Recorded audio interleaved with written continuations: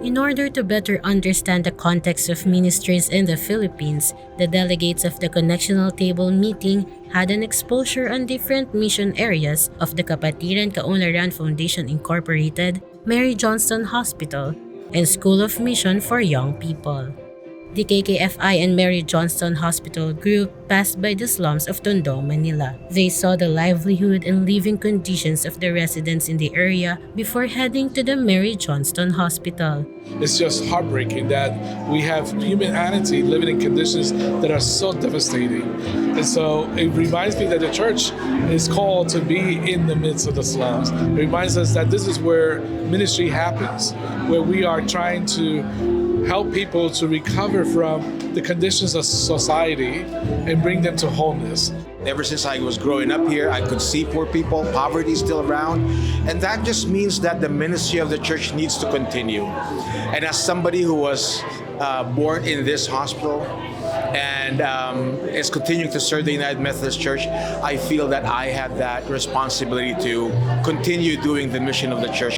They felt that as part of the connection, the burden to create an impact and continuously tell the stories of the communities to the world intensified with hope to what the future bring when ministries are strengthened. I think one of the most important things we can do as members of the church and as leadership in the church is to bear witness and be in partnership with our communities around the world, and just being intentionally present makes a difference. We need to see with our own eyes and then be able to tell those stories and bring awareness of the challenges that our siblings face in other parts of the world. It is so good to be back here at the Mary Johnston Hospital. The last time I was here 2 years ago was with a delegation from the Council of Bishops, and we planted some trees. This is the very tree that I planted.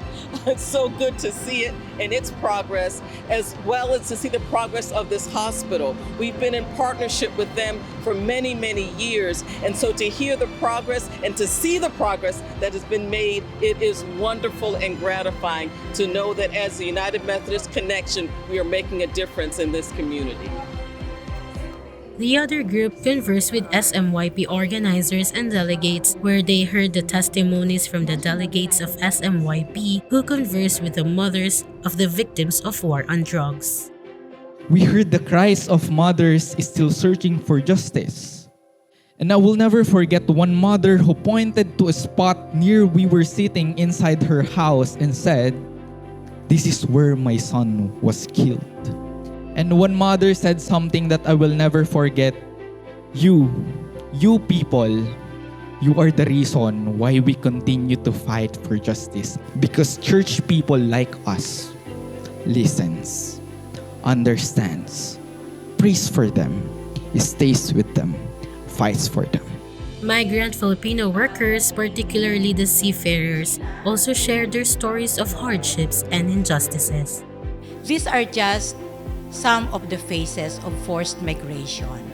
There are many stories of Filipinos who work abroad wanting to get better opportunities there, but some of them arrive here as dead bodies, as broken people, broken families. Reflecting on the mission visit, a common feeling arose that in the midst of the painful stories, serving joyfully can bring healing to people in pain. This serves as a reminder that the Church's mission is not merely an activity, but a lifestyle that is grounded in love, courage, and hope.